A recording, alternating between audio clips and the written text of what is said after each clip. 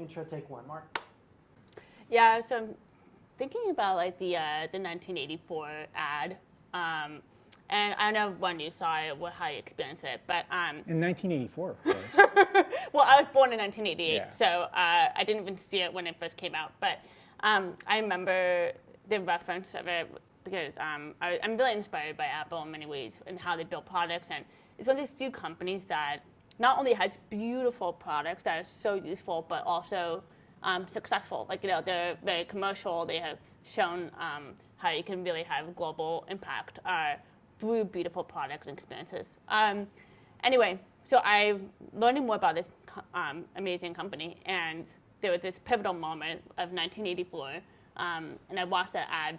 And what I loved about that ad is the contrast between, like, people were scared about communism, the Cold War, and like this alternative world where everything's a lot more gray and a lot more, I guess, not as innovative and not rewarded for Lack of creativity. Exactly, Yeah. it's a lack of creativity, and it's also a sense of you'll be rewarded for the hard work you put into a creative new idea. And I guess as entrepreneurs and founders, that's what is really exciting about building this awesome venture. It's a very different world today. People move so much faster.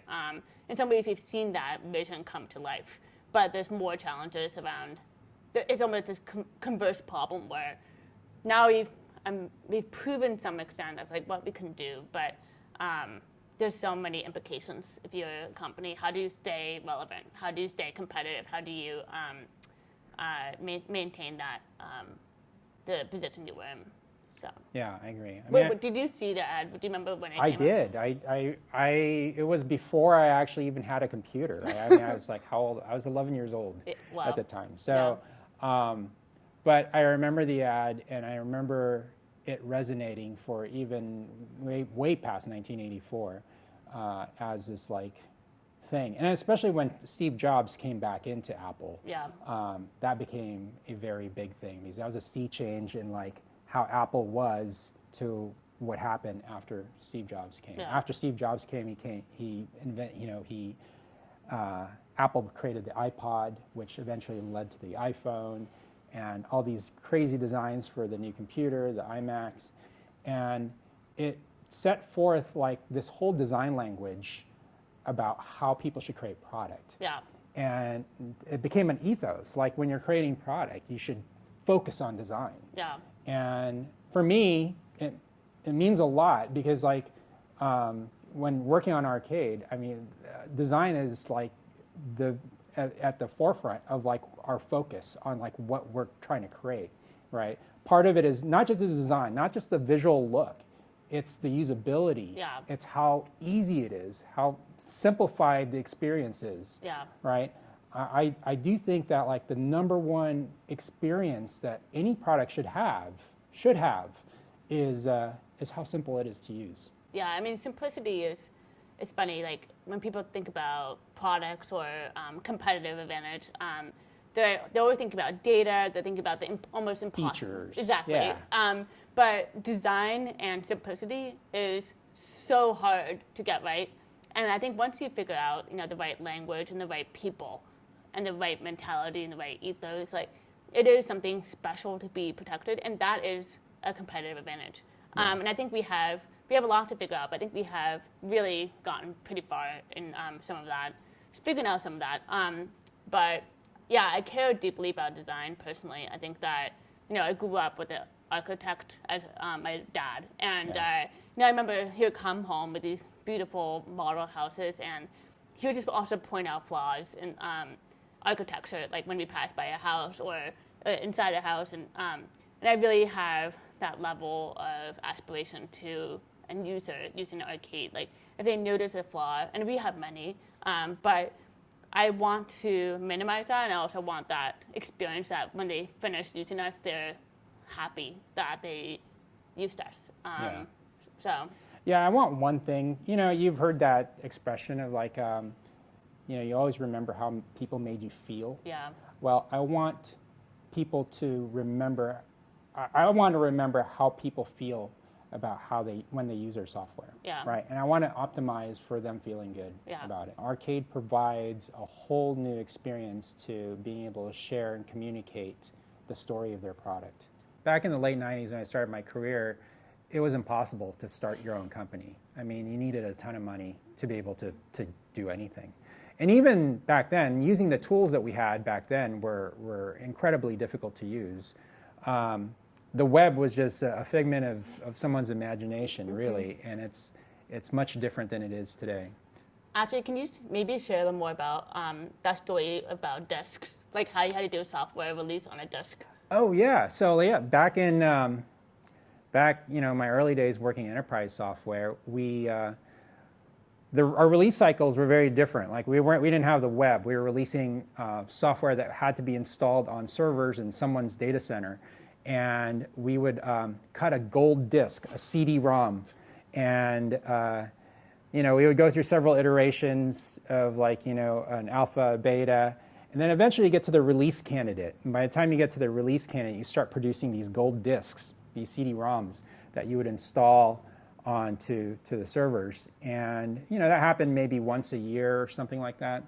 And so waiting for the next release of software, you have to wait for that gold disk. Did they get it in the mail, or how did they actually get the disk? I don't know. I just know that the company I was working at the time had a distribution center. Oh, wow.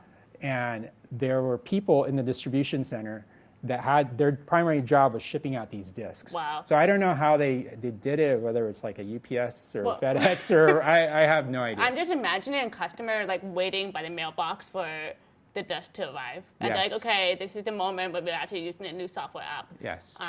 But when I think about Arcade, we're still building. We have a lot to prove, but I'm so proud of the velocity we have. And what's amazing is that I see regularly, we have this idea, and it just, and then you send me a Slack message, and it's okay, it's in the app now. Why don't you just log in and see?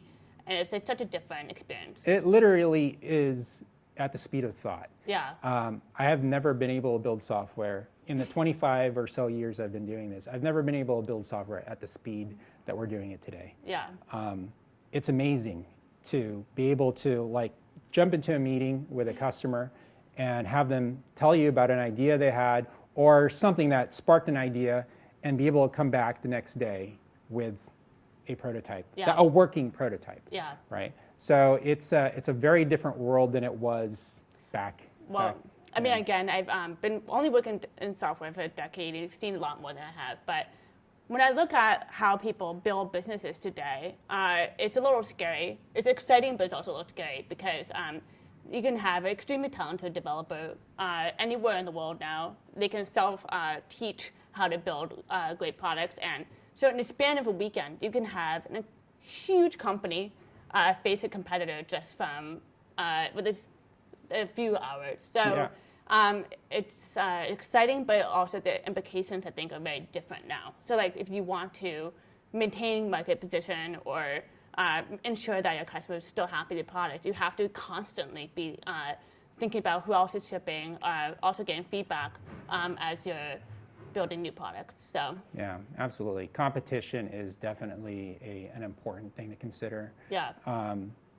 I mean, I don't know if you think I'm being dramatic, because I tend to be dramatic, but I also think that it's very different dynamics. So. Oh, it's absolutely true. I mean, it is very easy to start a software company these days, and the ideas are out there. They're all over the place, and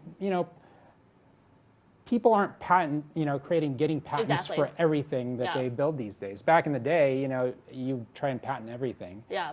You don't do that now. It takes too long. It's too expensive, and so it's too easy to just copy something or take an idea and remix it. Exactly. Right. It's actually great for creators like us, right? I mean, I love being able to just create a product that never existed before. Right. That's the best thing. Yeah, I mean, the patent thing is so real because I was reading a book about the history of Apple, and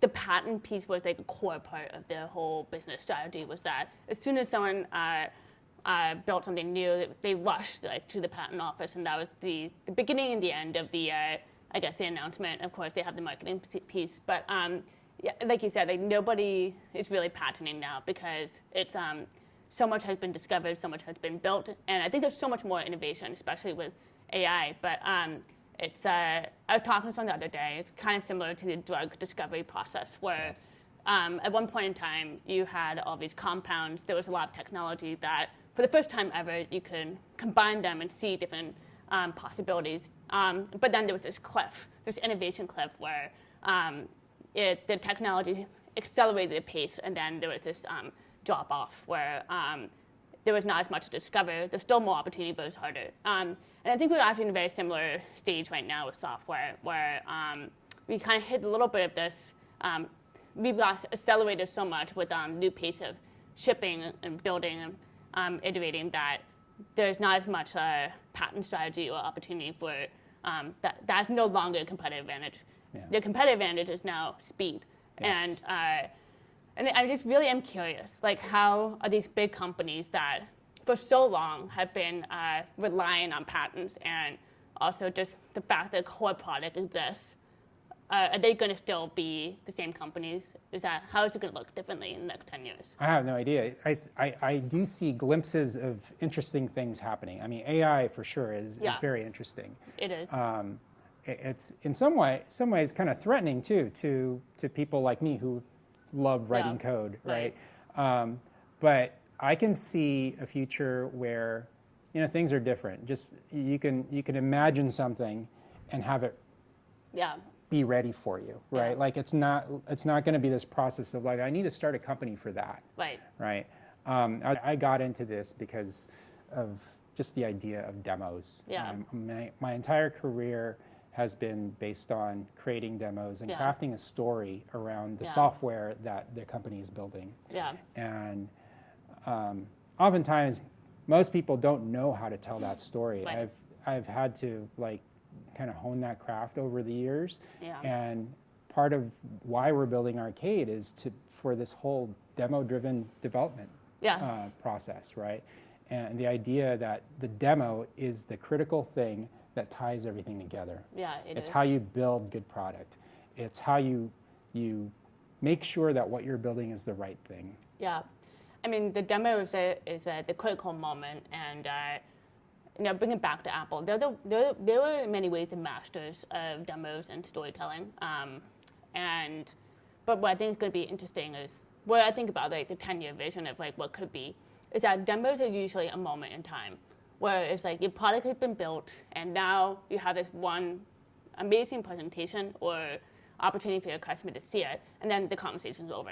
They move on, they start using the product, and that's kind of this hallowed moment in time. And I think that what if the demos were part of the beginning, and what if they're part of the ending as well, where you could you have the idea and somebody may get value from it. Why not have a visual way to test that idea out? And even if you're not a coder or if you don't know how to build apps using code, you can just draw into some Figma file or some creative app, and you can start seeing how it can actually work. And that's the demo moment, which is showing it's a visual way of representing an idea, and I think that's always to be continuous.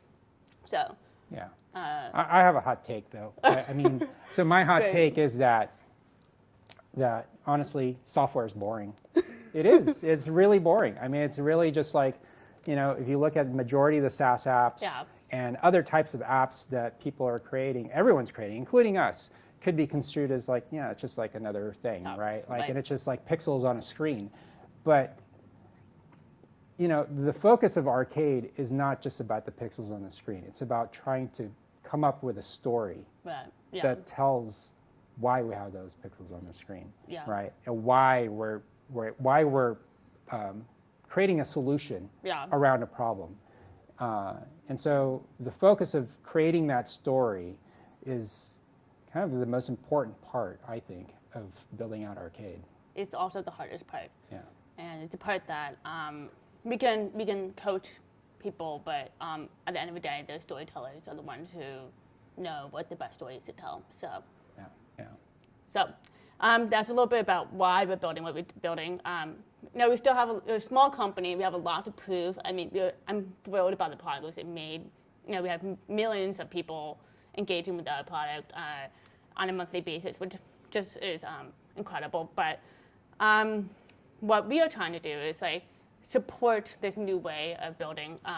Whether you're a customer, whether you're end user, whether you're trying to build your own business, we want to be the people that will help you compete and also fundamentally have more economic freedom and opportunity. Because I think that's what keeps me going. That's what makes me wake up in the morning is knowing that people are building businesses on top of us and are able to support themselves.